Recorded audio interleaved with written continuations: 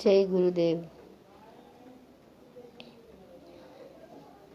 भाषा अनेक है और अनेक भाषा जो है उसका मूल जो है वो, जैसे आज सब लोग बोलते हैं हैप्पी मदर्स डे, ऐसे बोलते हैं। तो माँ कितनी अच्छी लगती है, प्यारी लगती है, उसके गुणगान गाते हैं हम लोग। तो वो और ऐसे कहो तो गुणगान गा भी नहीं सकते।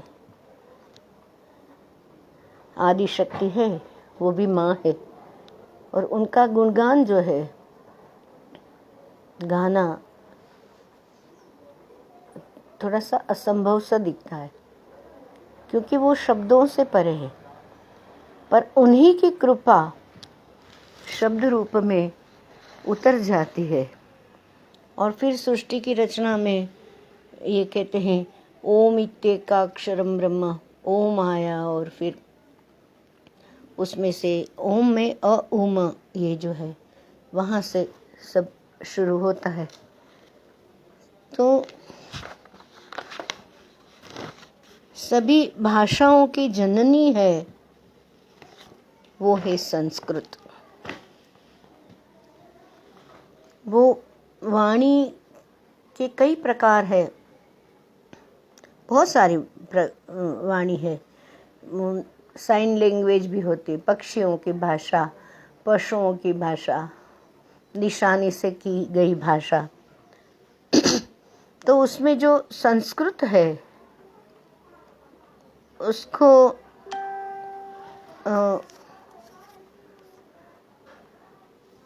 देव भाषा कही गई है। संस्कृत को देव भाषा कही गई है, क्योंकि स्वर्ग में से आई है। कई भाषा है, वो भाषा में एक संस्कृत ही ऐसी भाषा है जो स्वर्ग से उतर के आई है। अभी स्वर्ग माने एकदम उत्तम उत्तम लोक, जहाँ देवी देवता का वास है। तो इसलिए संस्कृत भाषा का ही दूसरा नाम महर्षियों ने देववाणी कहा है। देववाणी। संस्कृतम नाम दैवी वागन वाख्याता महर्षि भी। महर्षियों ने क्या कहा कि ये देववाणी है, स्वर्ग में से आई है। तो संस्कृत से अगर संस्कृत में बातचीत करे, संस्कृत सीखे, उनका व्याकरण सीखे, तो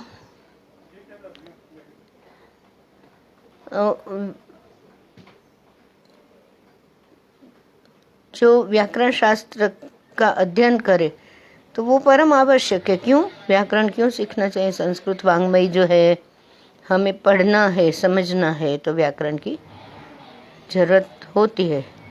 व्याकरण नहीं सीखे ग्रामर, व्याकरण माने ग्रामर, तो वो ज्ञान पाए बिना वेद पुराण ये सब, स्मृति, इतिहास, काव्य, कोश, ये जो कुछ पढ़ाई करना है संस्कृत में, तो वो तो सीख नहीं पाएंगे।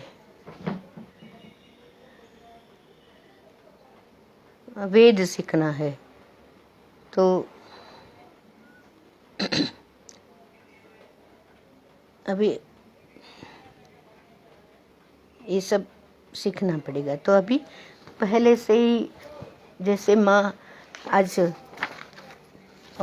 हैप्पी मदर्स डे कहते हैं, तो भाषा से जो आपले करते हैं, हम बोलते हैं आप सुनते हैं, आप बोलते हैं हम सुनते हैं, तो उन भाषाओं में उत्तम भाषा है वो संस्कृत है। तो वो सीखने के लिए आज वो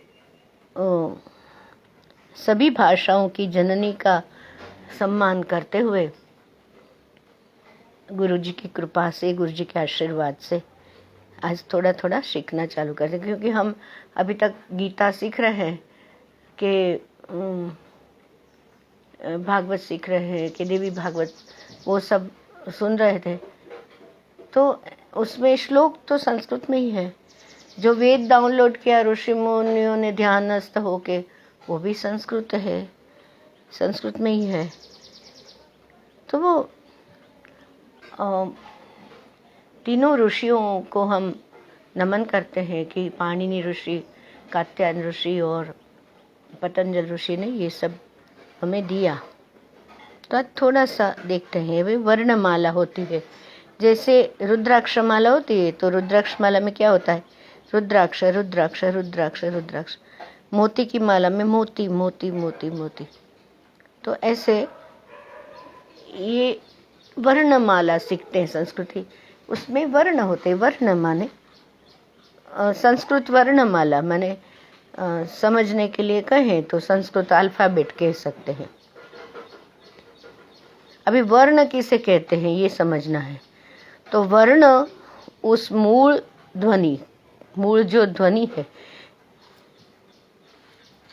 उसका विभाग नहीं किया जाता, खंड या टुकड़ा नहीं किया जा सकता है। वो ध्वनि वो उसी हिसाब से ही बोला जाएगा। जैसे कि अ बोलो कि उ बोलो, ख बोलो, र बोलो, प बोलो, म बोलो, जो भी, तो वो उसी का, जैसे ABCD में ए है, बी है, सी है, ऐसे ही संस्कृत में वर्णमाला होती है।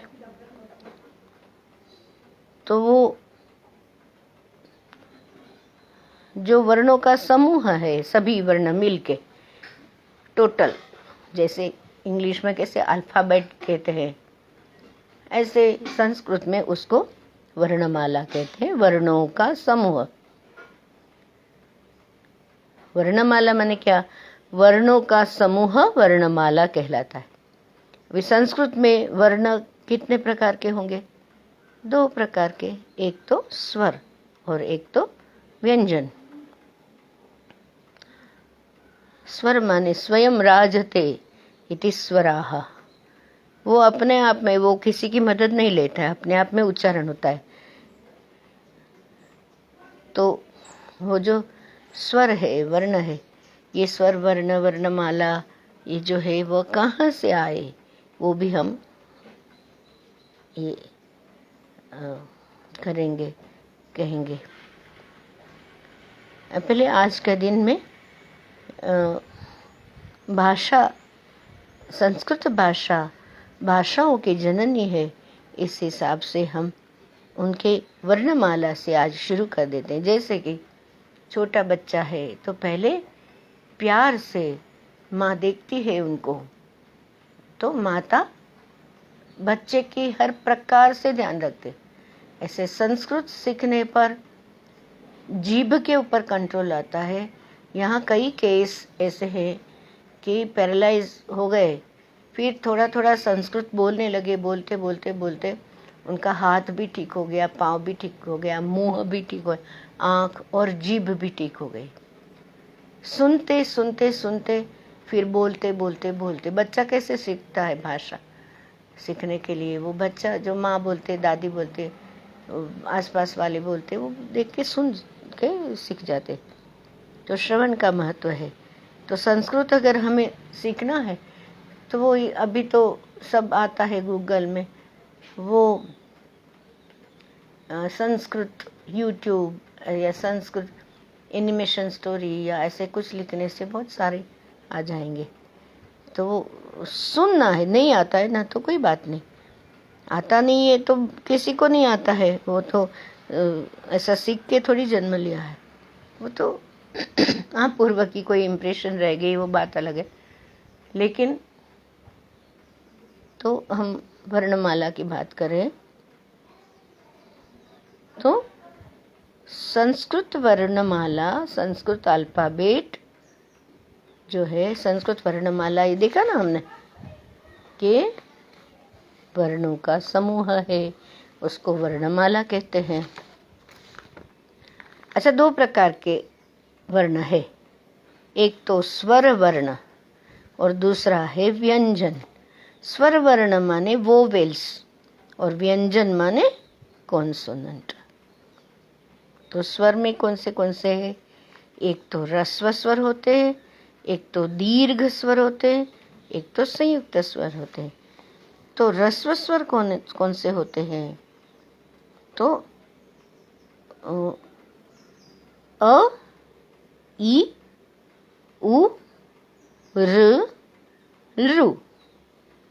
अ, ई, उ, र, रू, ये ह्रस्व स्वर है। शॉर्ट वोवेल जिसको बोलते हैं, शॉर्ट वोवेल्स। ह्रस्व माने उसका उच्चारण में थोड़ा सा समय लगता है।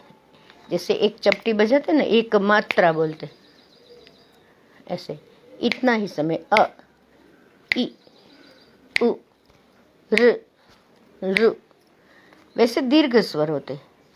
आ तो दो चपटी ऐसे, आ, ई, उ, रू, ऐसे दीर्घ स्वर होते हैं। Long vowels. तो स्वर वर्ण अ, आ, ई, उ, ऋ, ऋ, लृ, ए, ऐ, ओ, औ। एक अ, दूसरा आ, तीसरा ई, चौथा ई, पांचवा उ, छठा उ, सातवां र, आठवां ऋ, नौवां लृ, 10 ए, 11 ऐ, 12 ओ और औ। तो वो जो ये जब भी 13 स्वर वर्ण है, 13 वोवेल्स है, उसको तीन विभाग में बांटा जाता है। कैसे? एक ह्रस्व स्वर, एक दीर्घ स्वर, एक संयुक्त स्वर। तो वो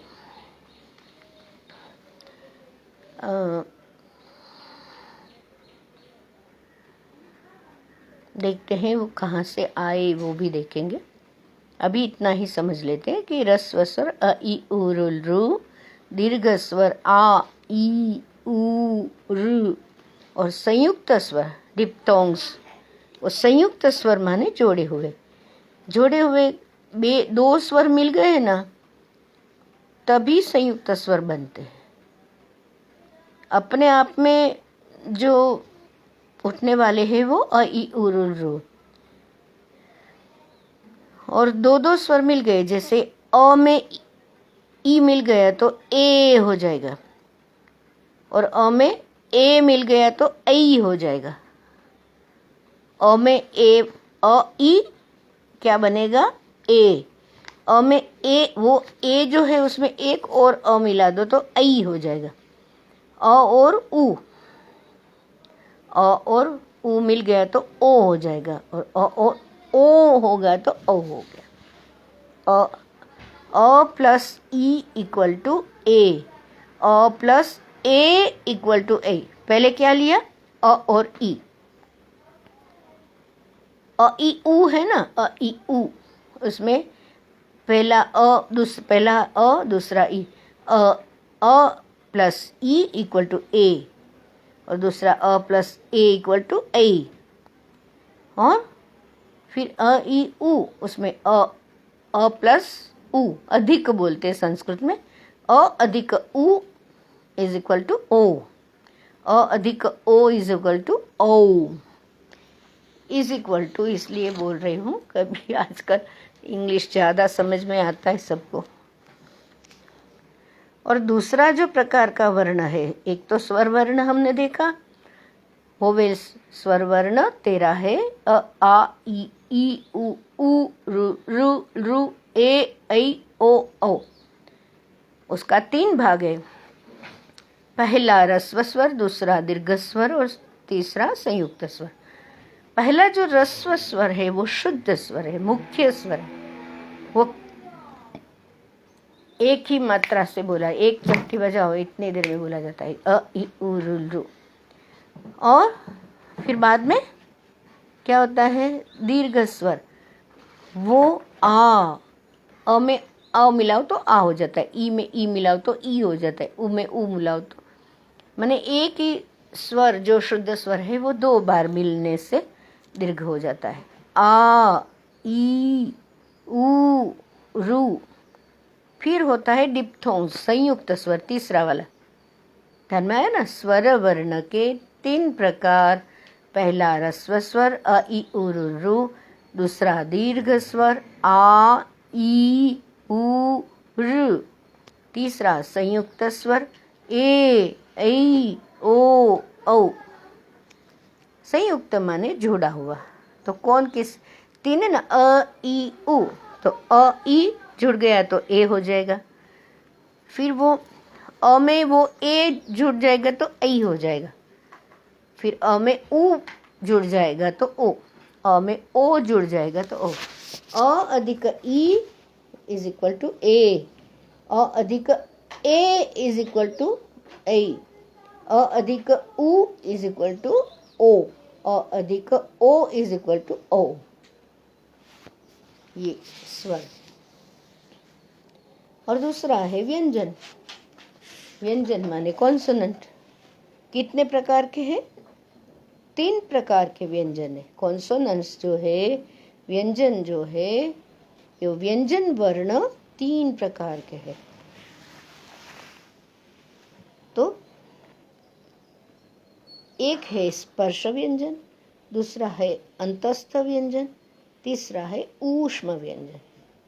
तो स्पर्श व्यंजन माने कभी हम बोलते हैं तो कहीं जिह्वा में, कहीं तालु में, कहीं मूर्धा में, कहीं ओठ में, कहीं दांत में, ऐसा जीभ जहाँ लगती है तो ऐसे होता है। तो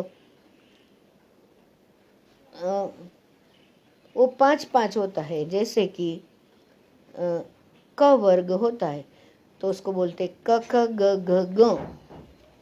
फिर च वर्ग तो च छ ज ज य, ट वर्ग तो ट ठ ड ढ ण, त वर्ग तो त थ द ध न, प वर्ग तो प फ ब भ म। और अंतस्थ व्यंजन होता है, उसको बोलते हैं य र ल व। और ऊष्म व्यंजन होता है वो श श स अ। तो ये उनको हलंत की निशानी माने तुम वो वर्ण का उच्चारण जैसे कहो कि क का उच्चारण अ मिलाए बिना करेंगे, होगा नहीं। स्वर मिलेगा तो ही व्यंजन खड़ा होगा। हाँ? उनको लकड़ी की जरूरत है आधार की, स्वर की आधार की, नहीं तो व्यंजन का उच्चारण होता नहीं है। को व्यंजन जो है उसके साथ अ मिल गया, आ मिल गया, ई मिल गया, कोई भी ये मिल गया तो हो जाता है। तो अ, आ, ई वगैरह जो स्वर है वो मिलने पर व्यंजन वर्णों के हलंत चिन्ह हट जाते हैं और क, का, की ऐसे ध्वनि बनती है। जो भी स्वर मिला, क में ई मिला तो की होगा, क में ई मिला तो की होगा। जैसे गुलमोहर, तो ग में उ मिला, ल में अम गुल, ल में अ मिला, म में अ मिला, अ में ओ और र, गुलमोहर, ऐसे है ना। और फिर है 2 या 2 से अधिक व्यंजनों के जोड़ से संयुक्त व्यंजन बनते, कंजक्शन कॉन्सोनेंट्स। जैसे कि क और श मिलके क्ष बनेंगे, त और र मिलके त्र बनेंगे, ज और य मिलके ज्ञ बनेंगे, म और प मिलके प, ल और ल मिलके ल, हल्ला बोलते ना, ट और ट बोल के ट, डबल ट। और एक होते हैं अयोगवाह। अयोगवाह क्या है? अम और अह। अम अनुस्वार है, अह विसर्ग है, जैसे कृष्ण राम ऐसे। तो अयोगवाह क्या, कैसी ध्वनि है? अयोगवाह वे ध्वनियाँ जिनका स्वतंत्र अस्तित्व होता नहीं है। एक अनुस्वार का उच्चारण नहीं किया जाता है, विसर्ग का उच्चारण नहीं किया जाता है। रामः, कृष्णः, शिवः, शंकरः, ऐसे। तो बाजू में 2 डॉट लगते हैं, उसको बोलते हैं।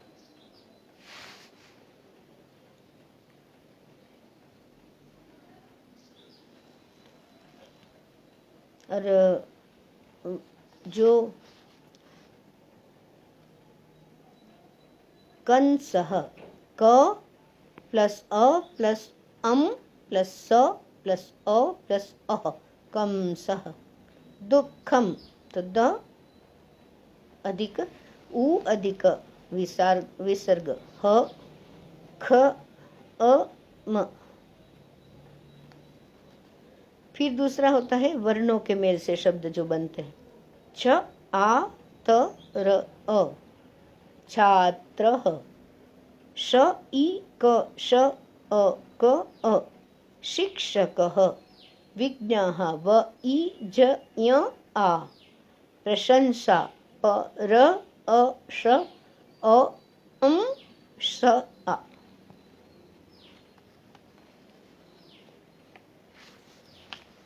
तो अभी हम ये सीखते हैं और फिर उसका एक्सरसाइज करेंगे।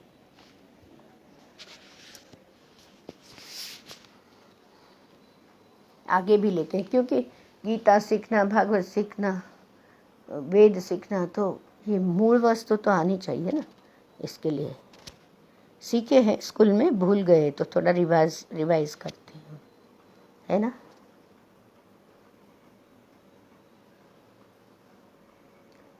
पठतु संस्कृतं, वदतु संस्कृतं। संस्कृत पढ़े हम, उसका सम्मान करें, और उससे हमारा दिमाग में भी बहुत ही रचना में, बोल के सुन के बहुत फ़र्क होता है। उनका गणित जो मैथ्स है वो बहुत पावरफुल हो जाता है, और मन भी बहुत पावरफुल हो जाता है। तो पढ़ना चाहिए संस्कृत।